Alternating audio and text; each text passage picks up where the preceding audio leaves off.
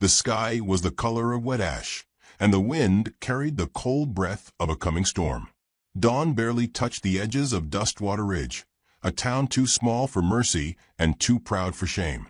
Snow melt from last night's frost clung to the porch railings, dripping into the thirsty dirt below, as if the town itself wept for what was about to unfold. Eliza Monroe stood barefoot on the wooden platform in the town square, her morning dress hanging loose on a body that had grown thinner with each passing winter. Her veil, once crisp and black, was now soft with age, like forgotten lace at the back of a drawer.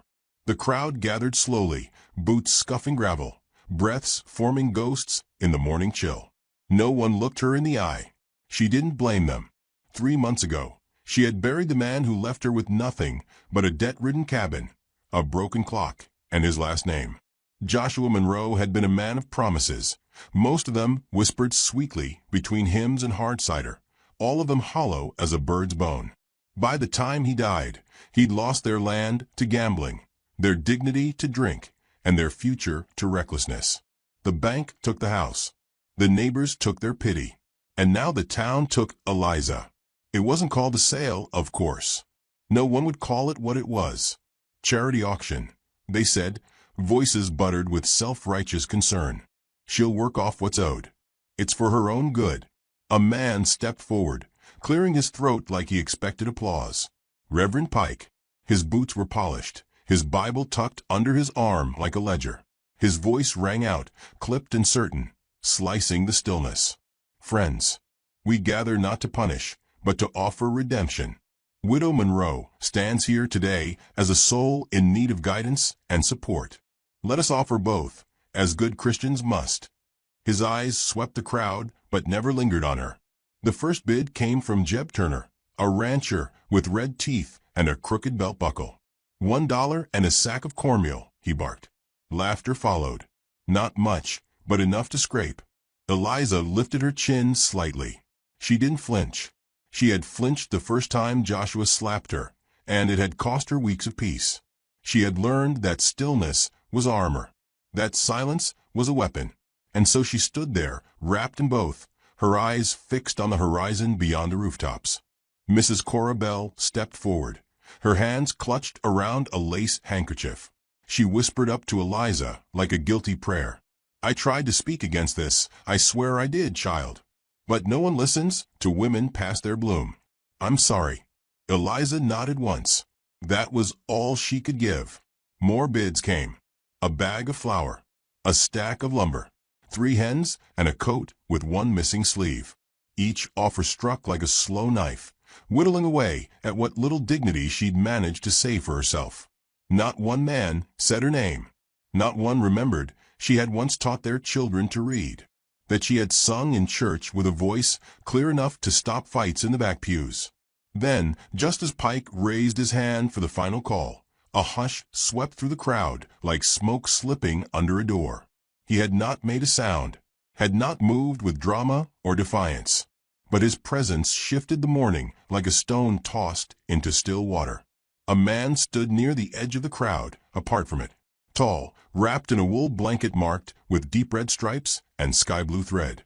His hair, braided with feathers and beads, fell over his shoulders. His skin held the warmth of river stone, and his eyes did not look at Eliza the way the others had. He did not inspect. He did not judge. He simply saw. No one said his name. No one needed to. He was Lakota, one of the few who had stayed near town after the treaties carved the land like a butcher's table. The children called him Ghost Hunter, and the men called him worse behind his back. But everyone knew this. He was not to be provoked. Pike's voice faltered just slightly. This is a civil matter, friend. Tribal business stays across the river. The man said nothing. He walked forward, his steps slow but certain, and stood at the base of the platform. The wind picked up, rustling his blanket, revealing a worn belt with a knife sheathed at his side, not for threat, but for truth. A working man's blade, honest and sharp. Eliza looked down at him. Their eyes met, and for the first time that morning, she felt her breath shift. Not stolen, not stilled, simply noticed. Are you placing a bid? Pike asked, voice thin now. The man turned to him, then back to Eliza. He nodded once. I offer 4 horses. 2 strong, 2 young, and this. He held up a small leather pouch, untying it slowly. Inside, a pendant glimmered, turquoise set in carved bone, the color of river ice under moonlight. Gasps scattered through the crowd. That necklace could buy a cabin and a winter's worth of supplies. It was not a bid. It was an offering. She ain't for sale to the likes of, someone began, but Pike raised his hand quickly. This is highly irregular, he muttered. We need consensus. Eliza spoke then, her voice dry but steady. Let me choose. The silence was a slap. No one had expected her to speak. No one had remembered she could. I'll go with him, she said. Pike sputtered. This isn't how it works. It is now. And just like that, it ended. She stepped down from a platform, shoes still tucked under one arm, and walked toward the man with bare feet touching the frost-bitten dirt. He didn't offer his hand, didn't take hers. They simply walked, side by side, down the center of the street. Behind them, the town watched, silent, angry, curious, small. Ahead of them, the prairie opened like a blank page, waiting for ink. As they passed the edge of town, Eliza whispered without looking at him. Why? His voice, when it came, was quiet, deep as a cave pool. Because no one should be traded for silence. She looked at him then, a flicker of something between gratitude and disbelief warming her frost-stung cheeks. And though no smile passed between them, something softer did. The wind shifted again. The storm would still come. But for now it paused, respectful, perhaps, of 2 souls walking away from a place that had forgotten how to see. They didn't look back. The prairie stretched wide and wordless beneath the sky, the color of pewter. Wind moved through the brittle grasses in hushed waves, whispering stories only those who listened with their hearts could hear.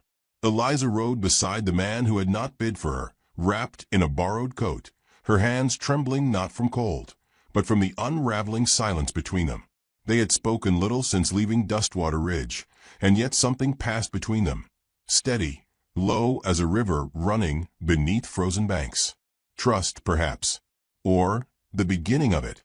The wagon they rode in was simple, old but cared for, the wood smooth from years of work and travel.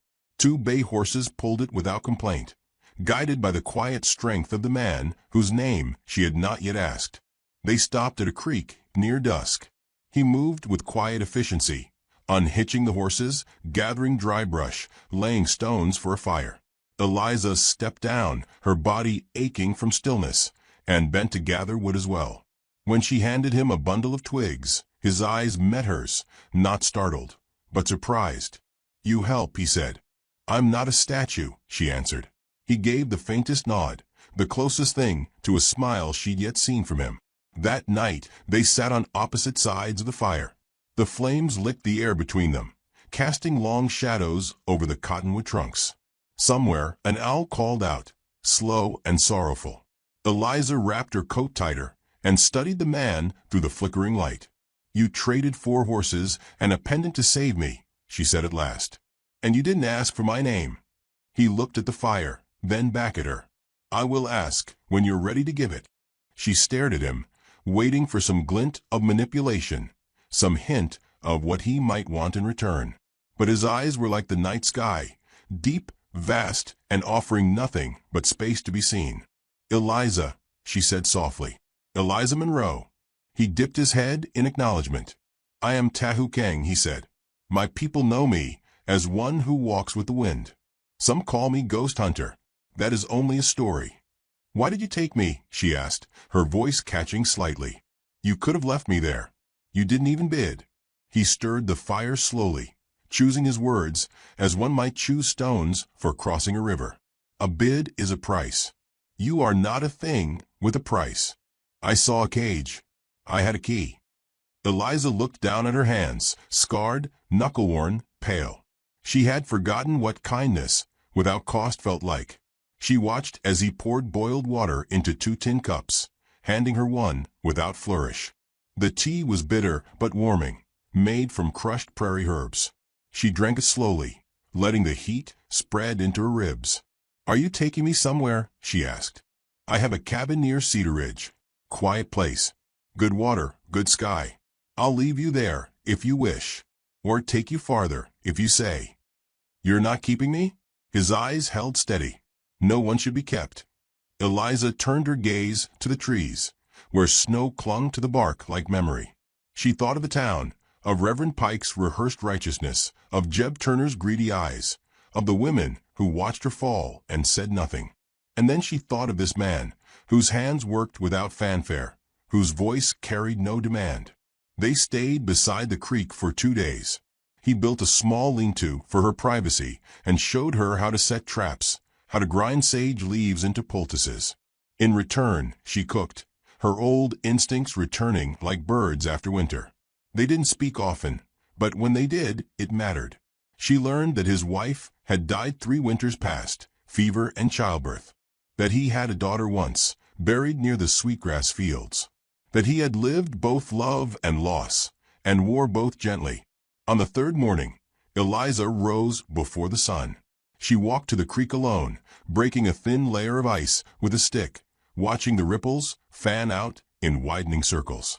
Her reflection met her gaze, older than she remembered, but steadier. She touched her cheek, felt the cold bite of morning, and the quieter warmth that had begun to bloom behind her ribs. Behind her, Tahu approached. His footfalls were light, respectful. "You ready?" he asked. She nodded.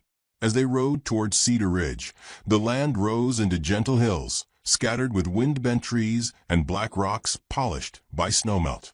He showed her the tracks of deer, the wing prints of a hawk that had taken a rabbit in the night. She listened, not just to his words, but to the spaces between them, the reverence, the care, the peace he carried like a second skin. That night, the stars came out fierce and bright above the cabin he called home. It stood near a hollow built with thick pine logs and a porch that faced the open sky. Smoke curled from the chimney.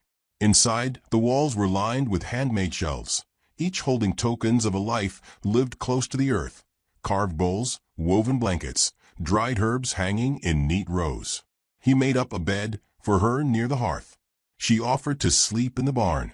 He declined, without judgment, without insistence. "I've lived with ghosts," he said. "You are not one." She slept deeply that night for the first time in months. In the mornings that followed, Eliza found herself waking early to grind corn, sweep the porch, tend the fire. Tahu worked nearby, silent, always moving, always watching the sky as if it spoke in ways people could not. They ate side by side. They sat near each other in the evenings, not as strangers, but as something not yet named. One afternoon, she found a notebook tucked into a shelf. Blank pages. She held it like something sacred. Her fingers remembered how to write, how to let ink bleed into paper like breath into lungs. When she asked if she might use it, he simply nodded. "Words are a kind of medicine," he said. That night she wrote. Slowly at first, then with urgency. Letters to herself, to the girl she once was, to the woman she was becoming. She wrote about the silence of prairie grass, the steadiness of a man who did not need to be loud to be strong. She wrote about being seen, not as a burden or a body or a widow, but as a whole person still in bloom. On the 5th day, a man came to the cabin, a trapper lean and pale-eyed, carrying news from Dustwater Ridge. He stayed long enough to trade meat for tools, then tipped his hat toward Eliza, as if recognizing her for the first time. "They're talking about you," he said. "Say you ran off with a savage, that you've been taken." Eliza raised her chin. "They can say what they like." Tahu said nothing. But when the trapper left, he stood for a long time by the window, staring out toward the direction of the town. She joined him, standing close enough to feel his breath, but not his skin. "I don't want to go back," she said. "You may have to. I'm not afraid." He looked at her then, truly looked, his eyes soft, his voice low. "You've lived in cages long enough to forget what fear even is." Her throat tightened. She turned away. "Maybe," she whispered. "But I remember what dignity feels like, and I'd rather die with it than live under their mercy." That night, the fire burned long and low. The wind howled across the plains, but inside the cabin it was warm. She wrote until her fingers ached. When she laid the journal down, she found a bundle wrapped in cloth beside her bed. Inside, a carved quill made from river reed and bone, etched with symbols she did not yet understand. She pressed it to her chest. She didn't cry. Not yet. Outside, Tahu tended to the horses, humming a melody too old for language. He did not ask for thanks, did not ask for anything. But that night, when he returned, he did not sit apart from her. He sat near, just close enough for their knees to almost touch. They watched the flames flicker between them, and for the first time since Joshua died, Eliza felt the stir of something more than survival. Not passion, not longing, hope, quiet but undeniable. The fire crackled. He poured her tea. Neither of them spoke, and still everything was said. The river curved like a quiet question through the land, black beneath the thinning ice, reflecting sky and silence in equal measure. Snow clung to its edges in soft mounds, and the horses moved slow beside it, their breath puffing silver into the morning air. Eliza rode wrapped in wool, her hands hidden in mittens Tahu had sewn from deer hide and patience. It had been weeks since she first stepped down from the auction platform, and the weight of town voices no longer echoed in her mind the way they used to. The cabin had become more than a shelter. It had become a rhythm. She cooked while he carved. He hunted while she wrote. And at night they sat in companionable stillness, the fire talking for them in crackles and sighs. But this journey had a different feel. They were traveling farther than before, beyond Cedar Ridge, to a winter gathering where traders met to barter goods, news, and glimpses of the outside world. Tahu had asked if she wished to stay behind, and Eliza had shaken her head before he even finished the question. "I don't want to be hidden," she had said. So now they rode side by side along the water's edge, the earth still hard beneath a thin skin of snow. She watched him in profile, his eyes always scanning, his fingers relaxed on the reins, his presence quiet but grounding, like the spine of the mountains rising far in the distance. They stopped by the river to let the horses drink. Eliza knelt at the edge, scooping a handful of melted snow to sip. Tahu crouched beside her and pointed to where the current slowed. "There," he said. "See how the ice breaks? That's where stone softens. Water teaches it how to yield." She followed his gaze, watching the surface ripple where black met white, movement meeting stillness. She said nothing, but the lesson folded into her like breath. Later, they passed a broken wagon half buried in snow. A young couple stood beside it, their mule trembling with exhaustion. The man waved a tired arm. "Help us, please. We'll snapped and we've no tools." Tahu halted the horses. Eliza climbed down before he could say a word. She pulled off her gloves and crouched to inspect the splintered wood. Her hands moved confidently, her voice calm. "We can brace it with pine if we bind it tight. You've got rope." The woman blinked. "Yes, yes," in the pack. As Tahu unloaded supplies, Eliza guided the couple with the tone of someone who once commanded classrooms, who once soothed frightened children with steady words and soft eyes. They worked quickly, and within an hour the wheel held. The man offered coin. Tahu shook his head. Eliza only said, "Keep it warm tonight or it'll split again." As they rode on, Tahu glanced over. "You were a teacher." Eliza nodded. "Before Joshua." He waited. She didn't go on. That night, they made camp beneath a stand of pines. The fire flickered low. Tahu laid a blanket near the flames and handed her the last of the dried berries. She chewed thoughtfully, the sweetness sudden on her tongue. "I never wanted to marry him," she said finally. Tahu didn't answer, but the air between them changed. "I was 26. They said I was already an old maid. He had money, a name, and a temper I thought I could soften. I was wrong." She wrapped her arms around her knees, eyes reflecting the firelight. "I stopped singing. I stopped writing. I stopped laughing. When he died, I thought I might be free. But then the town decided they owned my name. My shame." Tahu spoke then, his voice low. "They didn't see you. Not truly. No." He added another log to the fire. It sparked, then settled into a quiet burn. "My wife," he said after a long silence, was gentle. She would braid feathers into my daughter's hair while I made arrows. She laughed even when the snow came early. I buried them both the same day. Fever. Eliza's throat tightened. She reached out slowly and laid her hand near his, close enough to feel warmth, not to grasp. He didn't move away. I'm sorry, she said. I carry their names, not their sorrow. She nodded. The next morning, frost glittered across their blankets. Eliza woke to find her journal tucked beside her boots, the carved quill resting atop it like a blessing. She opened to a clean page and began to write, not about sorrow, but about stillness, about kindness that expected nothing, about riverbanks and soft pine needles, and how grief could make room for grace. By midday, they reached the trading post, a scatter of tents and wagons arranged in a half-moon on a sunlit hill. Children played between campfires. Women bartered cloth for tin. Men passed pipes and quiet news.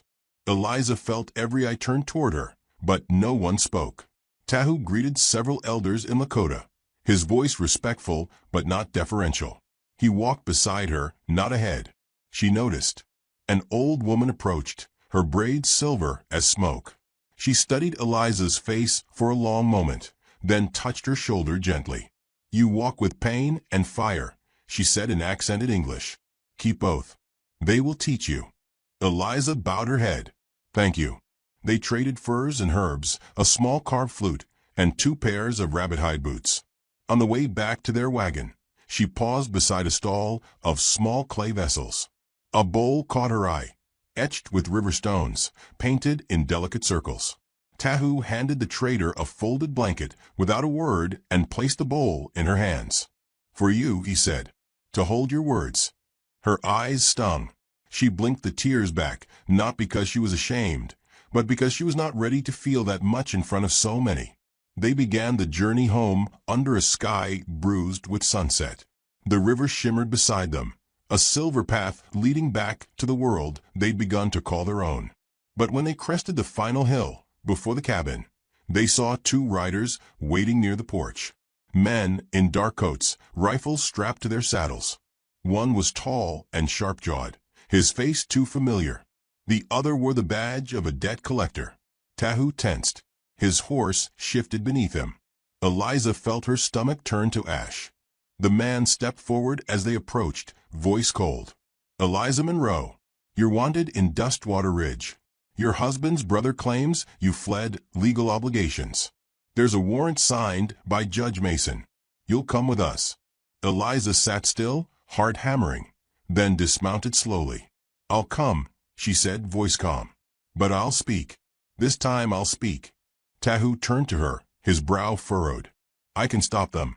She shook her head. Not this time. Not with fists. With truth. He studied her for a moment, then nodded once. That night, they did not speak as they unpacked. But before bed, he stepped close and placed something in her hand. It was the carved pendant, the one he had once offered to buy her freedom. She looked up at him, breath caught. I gave it once to save you, he said. Now I give it because I see you. She curled her fingers around it, heart trembling. The fire burned low, and the wind howled outside, but inside the cabin, a new stillness had settled. Not silence, not fear, readiness. And beneath it, something soft as thawing stone. The saloon had been scrubbed down to resemble a courtroom, though no amount of whitewash could hide the bloodstains in the floorboards or the liquor ghosts in the walls. Dustwater Ridge had no courthouse, only this. Chairs dragged into rows, a plank bench for a judge, and a crowd that fed off spectacle like buzzards circling a dying calf. Eliza Monroe stepped inside, spine straight, boots laced tight. Her dress was plain, her shawl borrowed, but her eyes held something new, something not even the judge dared name out loud. The men who had once bid for her now shifted in their seats, suddenly aware that they were no longer watching a fallen woman. They were watching one rising. Her husband's brother sat at the front, arms folded, smugness like a stain on his collar. Charles Monroe, banker's son, God's favorite on Sunday, and a serpent the rest of the week. He didn't stand as she passed. He didn't need to. His kind didn't move for women. They made women move for them.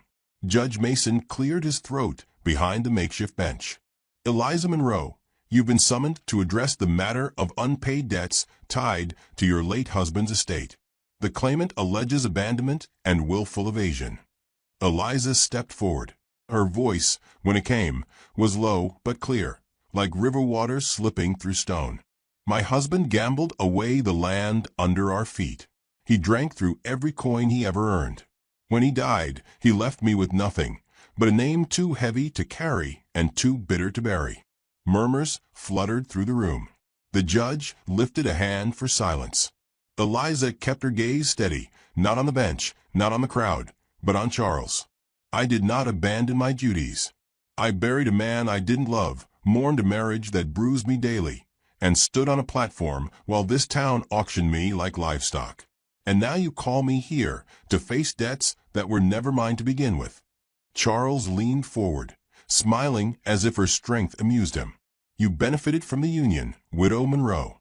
Even now, you live in a house that was not yours to claim." The door creaked open. Tahu Keng stepped into the saloon like a shadow waking. His coat was dusted with snow, his eyes calm as mountain stone. He walked to the back of the room and stood there, silent, watching. Eliza felt something settle in her chest. Not relief, not rescue, anchor. She turned back to the judge. "The house I live in is built from logs his hands never touched. The land beneath it knows his name only as an echo. If that makes me guilty, then hang your noose high and clean. But if you're here for truth, then know this: I owe no man what he's already squandered." The judge blinked. Charles stood, indignation blooming across his face like an ugly rash. "She's trying to escape justice with that red-skinned savage. She's his now, like some stray taken from a road." The word cracked through the room like a slap. Eliza didn't flinch. She turned to the crowd slowly and looked them over, not with defiance, but with something older, deeper. "Every one of you saw me on that platform," she said. "You looked away. You let it happen. A man came and didn't bid. He didn't claim. He offered what he had with dignity, and I chose to walk beside him because he didn't see me as a burden or a debt. He saw me as someone still alive." Tahu said nothing. He didn't need to. He stood like a tree against a storm, steady and unmoved. The judge cleared his throat again, less sure now. "These are strong words, Mrs. Monroe, but feelings don't erase debt. The question is whether your claim of separation from your husband's affairs holds legal weight." Eliza reached into her shawl and drew out a folded piece of parchment. "I found this," she said, handing it to the clerk. "It's a letter my husband wrote, sealed and signed. In it, he admits to transferring property under false names to avoid taxes. He claims I knew nothing of it." Charles lunged forward, shouting, "That's forged." But the judge held up a hand. "It bears the proper seal, and the handwriting matches the bank's own records." The silence that followed was thick enough to taste. When the gavel finally struck wood, it was not loud, but it was final. This court finds no grounds for debt recovery from the widow Monroe. She is absolved of financial responsibility tied to the late Joshua Monroe's estate. Case closed.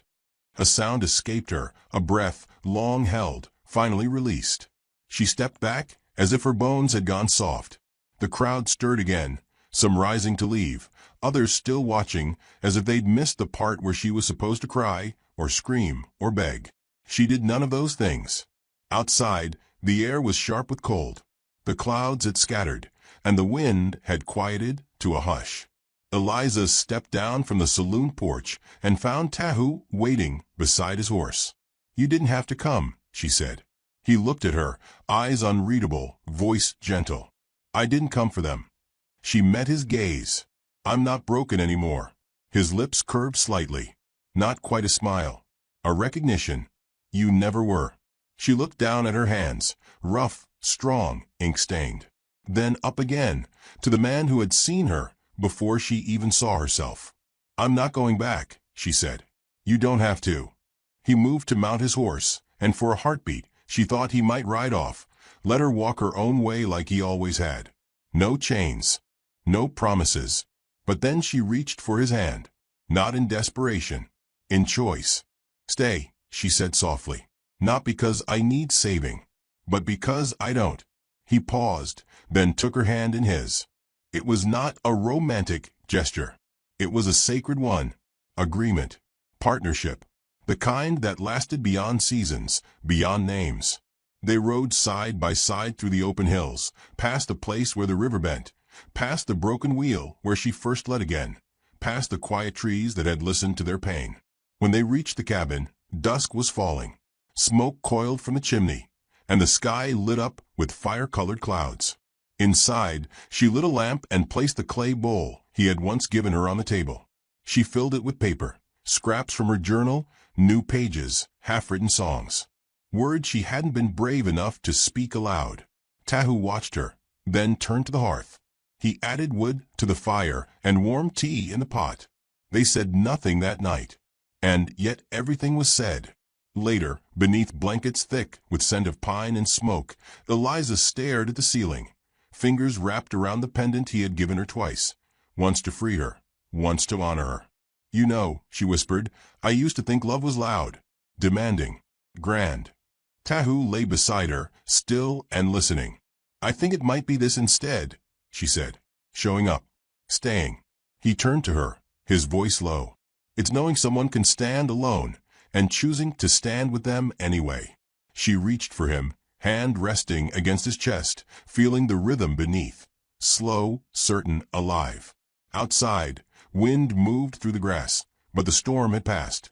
The woman and the warrior lay beside the fire, not as savior and saved, not as wounded and healer, but as two souls who had learned to kneel beside grief, to walk through silence, to choose each other without chains. Some endings come with thunder. Others arrive on quiet feet, with steady hands and hearts that have nothing left to prove. Eliza slept that night not as a widow, not as an outcast, but as herself, whole, written in her own hand, standing on land that remembered her footprints. And Tahu slept beside her, not as the man who rescued her, but as the man who waited until she could rise on her own. They did not need vows or voices to bind them, only the fire, the river, and the truth that when seen fully, love doesn't rescue. It remains. The snow had fallen in a hush that smothered the world. It buried fences and softened the hard lines of the prairie, cloaking the Holt ranch in a kind of reverence. The barn, its boards weathered gray and red like a forgotten hymn, stood at the edge of the field, leaning slightly as if bowing under the weight of so many winters. It was there Elias Holt found her. He'd gone to check the horses, his breath clouding in the air, coat collar turned up against the wind. He didn't expect anyone, didn't want anyone, just another morning of silent routine, until his boot crunched on something softer than straw. She didn't stir at first, tucked in the curve of the hayloft, barely more than a shadow. The girl looked like a discarded doll someone had once tried to keep warm. Her skirts were stiff with frost, hair tangled, face tucked into the crook of her arm.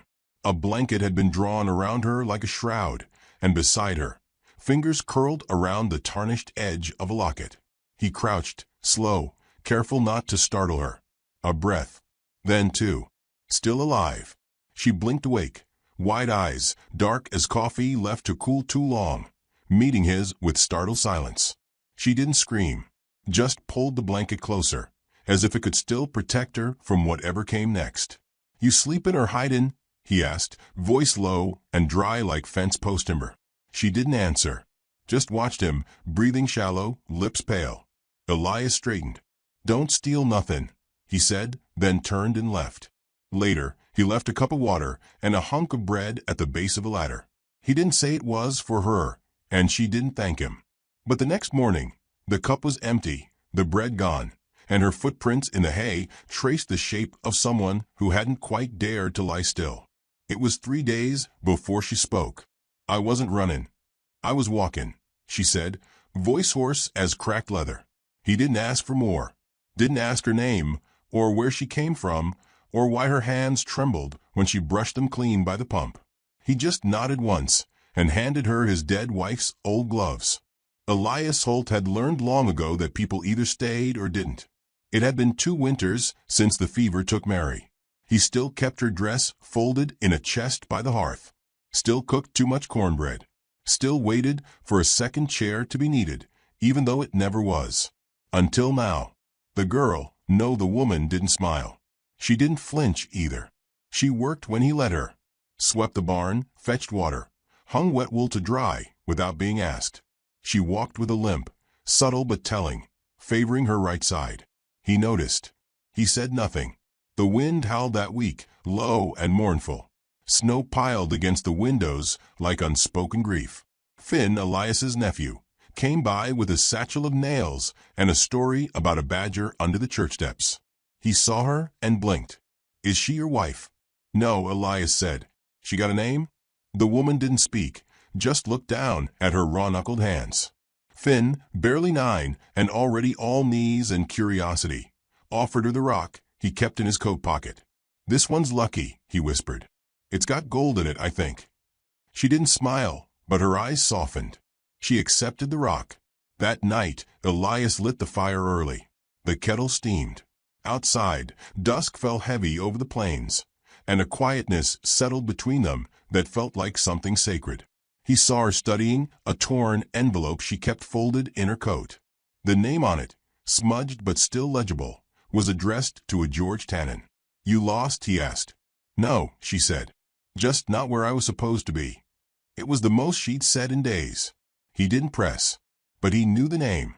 Everyone in town knew George Tannen.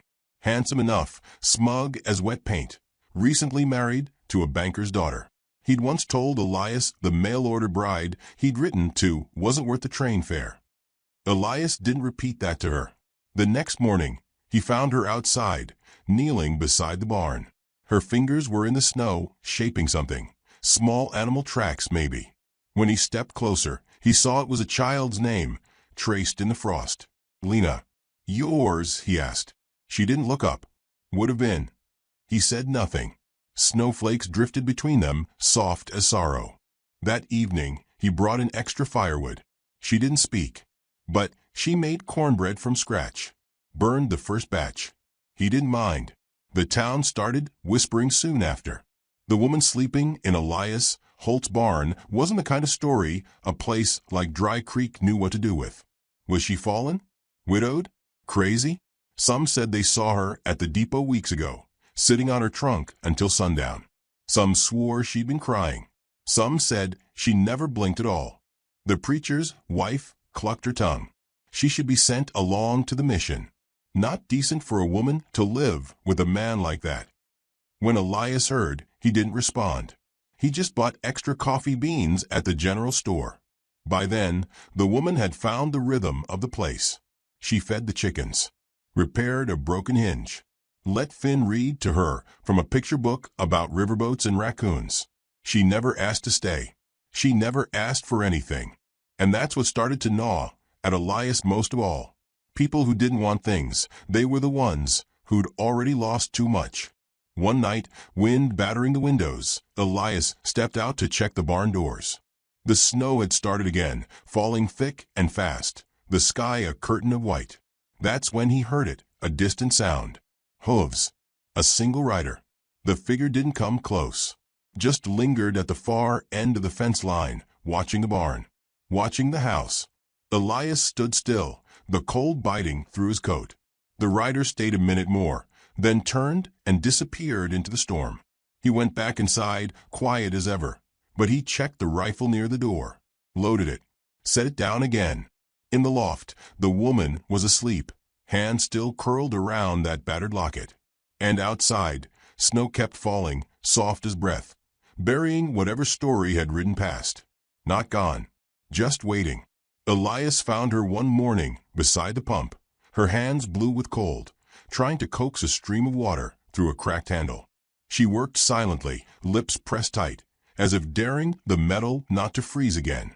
When it did, she struck it once with the side of her fist, a quiet flare of frustration that vanished as fast as it came. "You'll break your hand before you get it moving," Elias said from behind her. She turned, not startled, but wary. Her cheeks were flushed from the wind, eyes dark with sleep she hadn't gotten.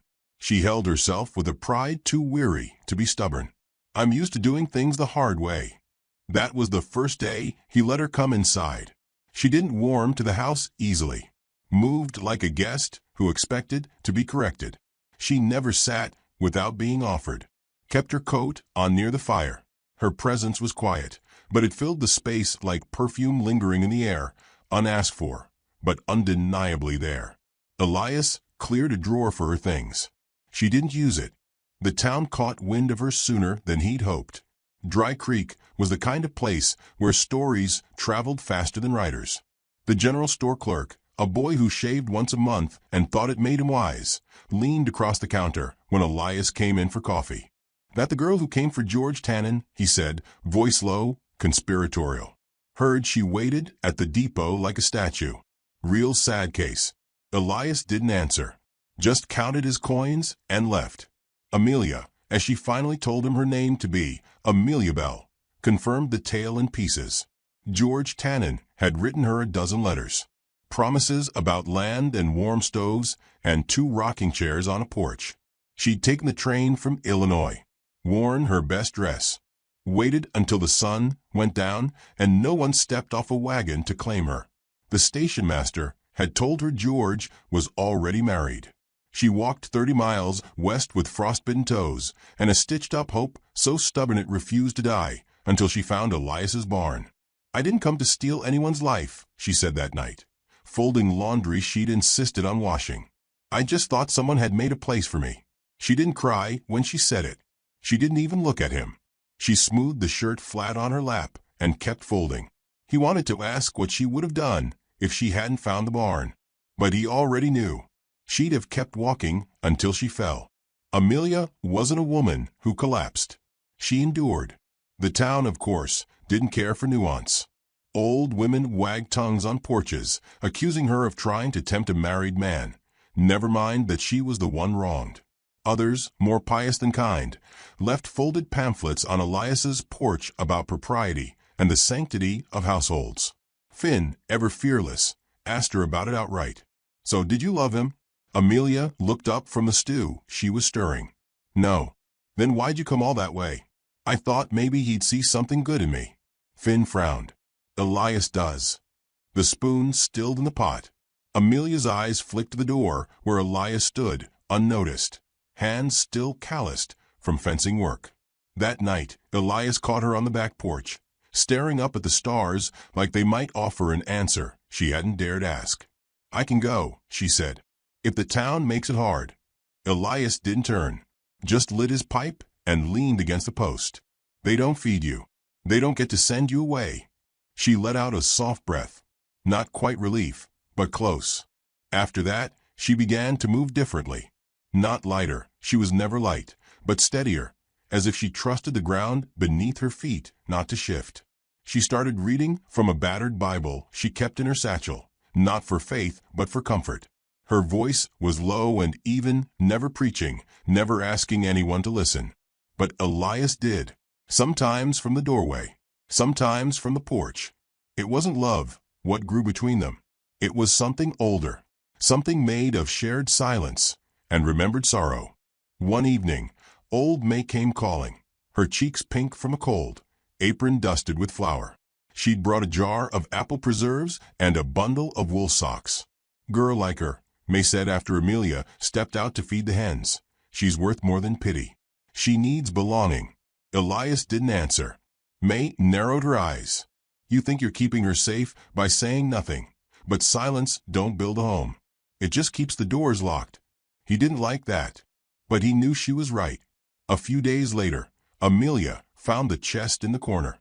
She didn't open it at first, just sat on the rug and ran her fingers along the edges, tracing the grain of the wood.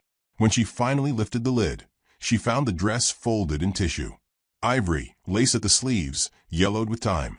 Mary's wedding dress. Elias came in to find her holding it, not like a treasure, but like a prayer. "I didn't mean to," she started. "It's all right," he said, voice rough with something too deep to name. She must have been beautiful. She was. Amelia folded the dress again with reverent care. "I never wore one," she murmured. "Not even once. Closest I came was a white ribbon. My sister tied it for me.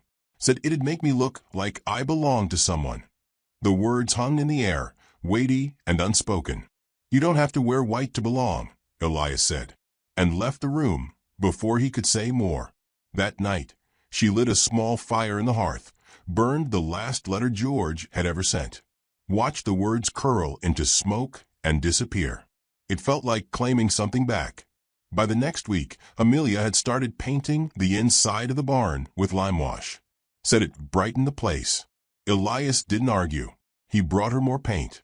He liked watching her shoulders loosen as she worked. Her hair tied back in a red ribbon Finn had found in the pantry drawer. It was a quiet sort of transformation, nothing sudden, nothing loud, but it stayed. Then, just as the thaw began, George Tannen's wife came knocking. Elias saw the buggy first. Dusty, wheels rattling on the dry road, the mare limping slightly.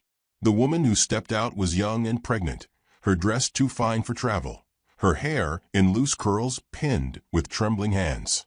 "I'm sorry," she said before anyone asked. "I didn't know where else to go." She looked past Elias to Amelia, standing at the edge of the yard, a broom in her hands and a question in her eyes. "I'm Annie," the woman said, "George's wife." Amelia didn't speak. "He told me about you. After. Said you were no one. But I found this in his desk." She held out a folded sheet, Amelia Bell, in ink, signed beside George's own hand. The marriage license. "You're still his wife by paper." Elias took a breath, slow, like trying not to spook a horse. The wind had picked up again. The prairie stretched around them, vast and unsparing. Amelia stepped forward. "I don't want what's is," she said softly. Annie's voice cracked. "I don't either." And then, just like that, 3 lives hung in the balance of one slip of paper. Elias watched as Amelia folded it, calm and precise. "Then maybe it's time I decided what's mine." The broom still rested in her hand. The wind lifted the ribbon from her hair, and for the first time, her voice held a quiet strength that made even the air still. The days lengthened, if only by inches. Snow melted in slow rivulets along the porch, and the land, once locked in frost, softened under spring's tentative breath. The Holt ranch began to wake, though no one spoke of it aloud. They simply moved through the thaw, quiet, steady, as if to speak too soon might scare it away. Amelia took to mornings like a woman claiming sacred ground.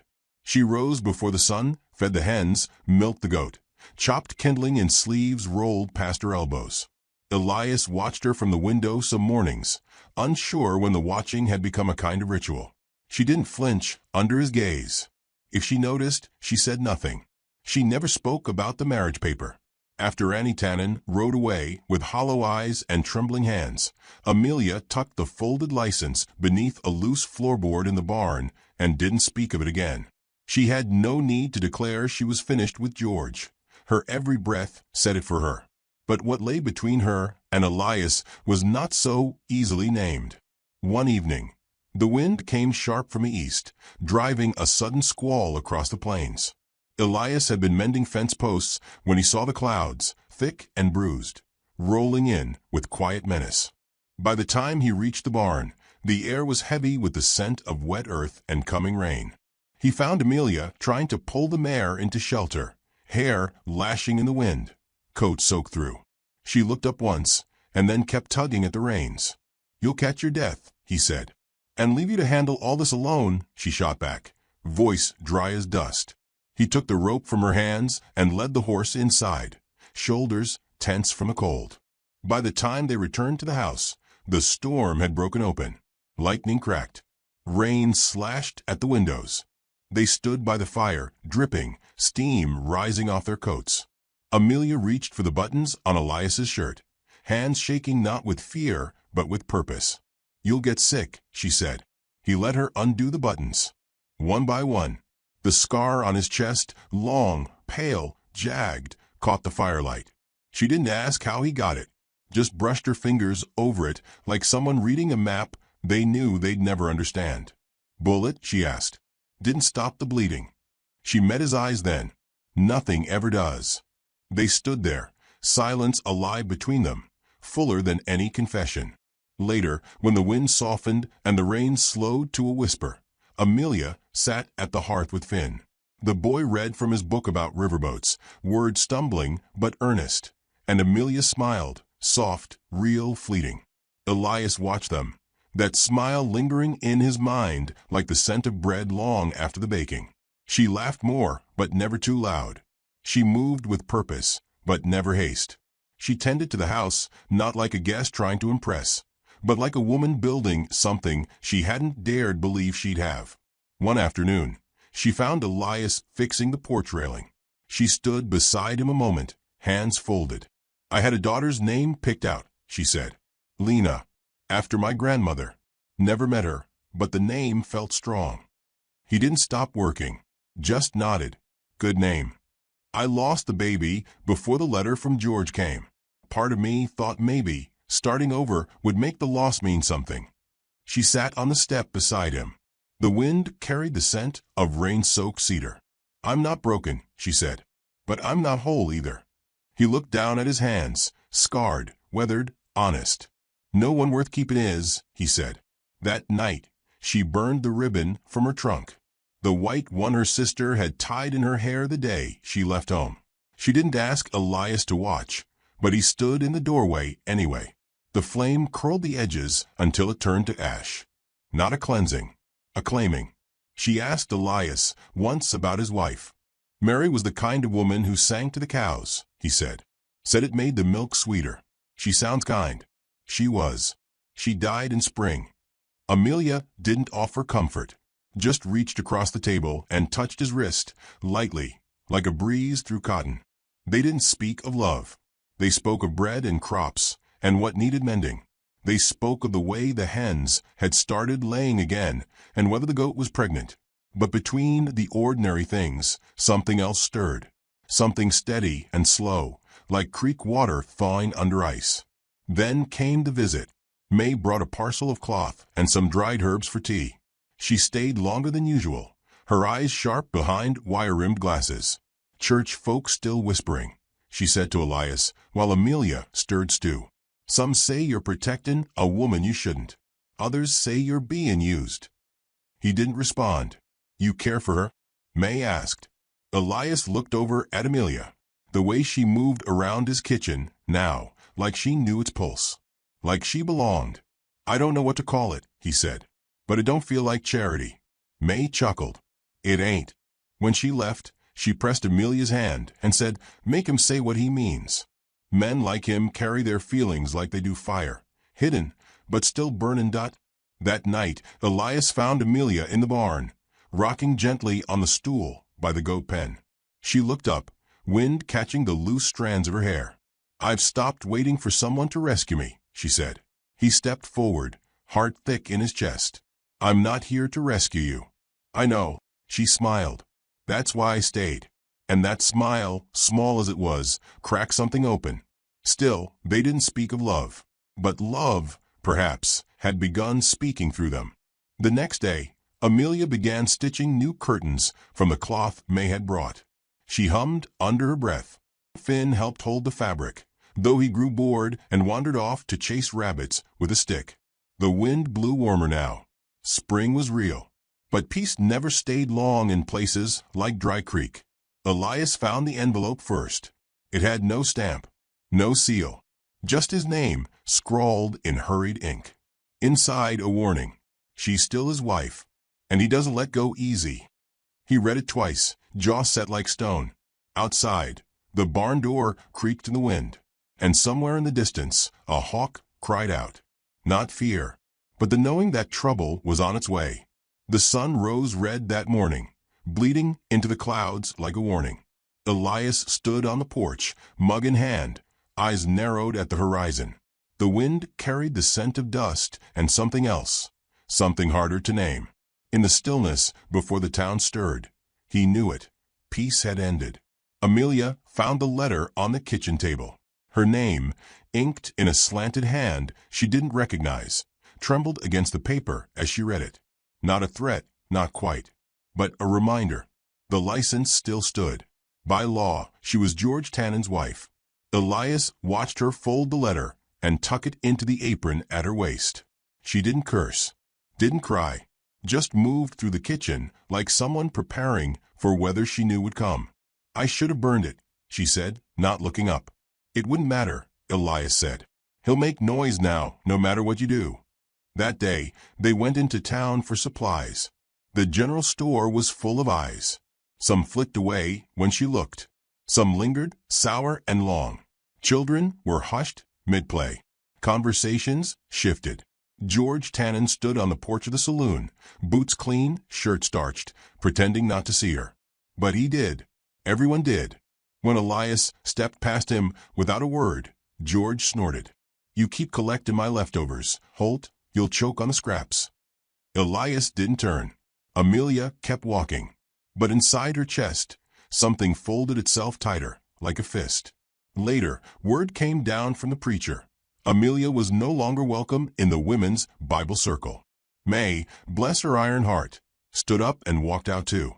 "They call this God's house," May muttered to Amelia on the walk back. "But sometimes the devil wears a collar just the same." Amelia tried to shake it off. She baked bread, brushed the horses, repaired a torn hem on Finn's coat.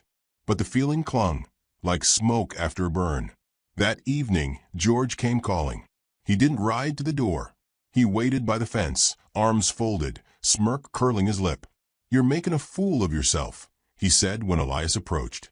Elias leaned against the post, arms crossed. "You come to insult me, or to take what's not yours?" George's eyes flared. "She is mine. Paper says so." "She's not a paper," Elias said. "She's not yours." George's hand went to his belt, not for a weapon, but as if remembering he wasn't the kind of man who knew how to fight clean. "You'll regret this," he said. "This land, this setup, ain't yours to protect her with. You think they'll stand by you once she's taken everything you've got?" Elias didn't answer. He turned and walked back to the house. That night, the town held a vote at the meeting hall. A formality, they said. About land rights, about moral appearances, about the propriety of arrangements. Amelia stayed home. May brought back the word. The vote had passed. A recommendation was made to the local circuit judge, petitioning to annul Amelia's presence as unlawful occupation of property still tied to a married name. "They mean to scare you," May said, "but that don't make it less real." The news broke something open in Elias. He sat long into the night, hands still, fire low. Amelia found him there just before dawn. "You don't have to fight this," she said. He looked at her, eyes dark with something ancient and bruised. "It ain't about law. It's about dignity." She stepped closer, her voice soft. Dignity ain't never lived in a courtroom. He wanted to tell her that he'd stopped believing in right and wrong when Mary died, that only kindness seemed to matter anymore, and that whatever name Amelia carried, whatever mistakes or ghosts trailed her, she had become the quiet center of his days. But he didn't say any of it. Instead, he rose and opened the drawer where he kept the deed. She watched him trace the edges of it. Then he set it down and left it there. By dusk, the wind shifted, thick with the scent of oil. Wrong. Amelia was the first to smell it. "Something's burning," she said, stepping out onto the porch. The barn. By the time they reached it, flames were licking up the walls, swallowing the beams like kindling. "Finn," Elias choked. The boy had been playing out back with a slingshot. Amelia didn't wait. She hitched up her skirts and ran in. Elias screamed after her, hard a hammer in his ribs, but she was gone. Smoke met her inside. Hot, thick, angry. The loft was already collapsing. She covered her mouth, eyes stinging, heart pounding. Then she heard it. Help. Finn's voice, thin and cracking. She climbed the ladder half blind, found him crouched under a beam, shaking, eyes wide. "Come on," she gasped. "I've got you." She wrapped her coat around him and dragged him down, step by step, while the fire roared around them like judgment. At the bottom, Elias caught them both. He pulled Amelia out last, coughing, arms strong even through the burn. He laid her on the dirt and cradled her, shouting her name over and over until she coughed, eyes fluttering. Finn sobbed beside them. Amelia opened her eyes, voice raw. "I'm here." The barn collapsed behind them. Ash rained like snow. People came running from town, but too late. The fire had done its work. Elias stood, blackened and breathless, with Amelia leaning against him. The flames lit the sky behind them. George stood among the crowd, watching. Elias stepped forward. "You think you can burn her out?" he said, loud enough for all to hear. "You think Ash makes something disappear?" No one answered. Amelia stepped beside him, hair tangled, hands blistered. "You can't shame a woman who's walked through fire," she said. "You can't scare her back into silence." The preacher opened his mouth, then closed it again. May moved through the crowd and stood beside them. One by one, others followed. By morning, the fire had cooled, but the town was changed. Amelia sat on the porch, bandages on her palms, and watched the sky lighten. Elias brought her coffee. "I don't want to run," she said. "You don't have to. But this land," he nodded. "The deed's in Mary's name. They say it has to be reassigned." She looked down. "And the only way it stays yours is if you're married." He met her eyes. Not a question, not a plea, just truth. She set her cup down, slowly. "I never wanted to be a wife to survive," she whispered. "I wanted to be one because I was seen." "I see you." The fire crackled low. The sun rose. And far off, on the edge of town, a letter waited in the hands of a marshal. One that would decide whether the land stayed with Elias Holt or was taken back by law. But in that moment, the question was no longer about land. It was about what two people were willing to claim. Amelia left before dawn. No note. No noise. Just the hush of footsteps across wood, the soft sigh of the door closing, the scent of coffee she didn't drink left lingering in the kitchen. Elias found her ribbon on the windowsill, red, slightly scorched at one end from the fire. He stood there a long time, staring at it, as if the fabric might whisper where she'd gone. The sun climbed slow and golden over the hills, and with it, unease settled into his bones. He saddled his horse without speaking, jaw clenched, eyes hard. Finn watched him from the fence, arms folded tight. "Is she coming back?" the boy asked. "I don't know," Elias said. Amelia didn't run. She never had.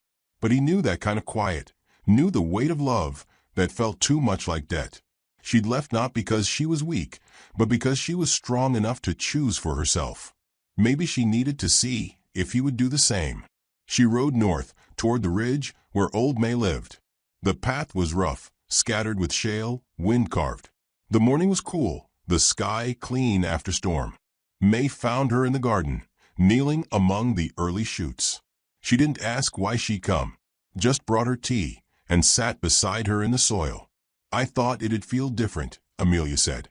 "Surviving a fire, speaking my truth. But there's still this ache, like I'm wearing a name that doesn't belong." May plucked a weed from between the spinach rows. "You think becoming somebody's wife changes who you are?" Amelia shook her head. "No, I think choosing to become one does." May nodded, eyes full of some deep-rooted knowing. "Then choose, child. Choose what kind of soil you want to put your name in. Don't let the town do it for you." They sat in silence. Birds flitted through the sage. The earth smelled of damp and promise. Back in Dry Creek, Elias faced the marshal. The man was polite, firm, carried a rolled document under his arm and a tightness around the mouth that said he didn't enjoy delivering bad news. "You've got 2 days to either prove reassignment or vacate," he said. "Technically, the land still belongs to your late wife, and with the previous marriage license still unchallenged." "I know," Elias said. He watched the man ride away, dust blooming behind him like smoke. Inside the house, he sat at the table where Amelia had once folded shirts, once kneaded bread, once read quietly while Finn napped nearby. The place ached without her, not with absence, but with the echo of what had been changing. Elias had never been good with words, but he was good with decisions, with the hard things, the things that didn't wait for perfect moments. He didn't ask himself if he loved her. He already knew. The ride to Maze took an hour, but he didn't rush. He found her on the porch, darning a sleeve. Amelia was inside, unseen, but near. "She's not mine to claim," he said softly, "but I want to ask anyway." May looked up, her eyes like river stones. You mean to marry her? I mean to choose her. Then don't say it like you're a skin forgiveness. Amelia stepped out, then, apron dusted with flour, her expression unreadable. She didn't speak right away, just met his eyes, steady and unblinking. I'm not a woman you save, Elias. I know. I've been owned before. I won't be again. He nodded. I don't want to own anything. Just build something. With you. She stepped forward. The air between them was alive, tender, trembling, true. You still want this land? She asked. No, he said. I want home. I just need a place to start. That night, under a sky riddled with stars, May married them in the clearing behind her house. No guests, no pomp. Just the old woman's voice, a Bible worn thin with years, and the hush of wind threading the grass. Amelia wore a cotton dress. Elias wore his best shirt, sleeves rolled. Finn stood beside them, holding a small carved heart he'd made from barnwood. He handed it to Amelia after they spoke their vows. So you don't forget, he said, that this place loves you back. When they returned to Dry Creek, people watched. Some nodded. Some whispered. Some turned away. But they didn't stop walking. Elias filed the marriage license himself. No lawyer. No fanfare. The marshal returned with a puzzled look, glanced over the papers, then tipped his hat. Guess the land's yours now. No, Amelia said. It's ours. They rebuilt the barn, slowly. Elias did the heavy lifting. Amelia painted the beams a pale shade of honey. Finn hung a horseshoe above the door. Inside, beside the new feed bins, Amelia hung a scrap of red ribbon. Let them talk. Let them try. One afternoon, George Tannen came riding up the road. Alone. No smile. No wife. He stopped at the gate, hesitated, then dismounted. Elias met him halfway. What do you want? George looked thinner, worn. Regret clinging to him like dust. I came to sign the annulment papers. And he sent them from Missouri. Elias didn't speak. George's eyes flicked toward the house. I said a lot of things I didn't mean. Or maybe I did. Doesn't matter. She's better off. I know that now. You got anything else to say? George shook his head. Amelia stepped out then, wiping her hands on her apron. Her eyes met George's, clear, calm, unwavering. I hope you learn, she said. And I hope she never comes back to you. He swallowed, nodded once, then rode away. That was the last anyone saw of him in Dry Creek. Years later, folks would say they remembered the woman who came to town in winter, sleeping in a stranger's barn. The bride who walked through fire. Some swore the barn still smelled faintly of smoke on hot days. Others said the land changed after she claimed it. Green grew faster. Birds sang louder. Storms broke softer. Amelia knew better. It wasn't the land that changed. It was her. And the man who loved her not in spite of her scars, but because of them. They built a life slow, brick by breath, silence by steady silence. They never hung lace curtains, never bought fancy china. But the porch was warm. The doors stayed open. And when snow returned each winter, it did not bury them. It wrapped the ranch like a blanket. Safe, soft, home.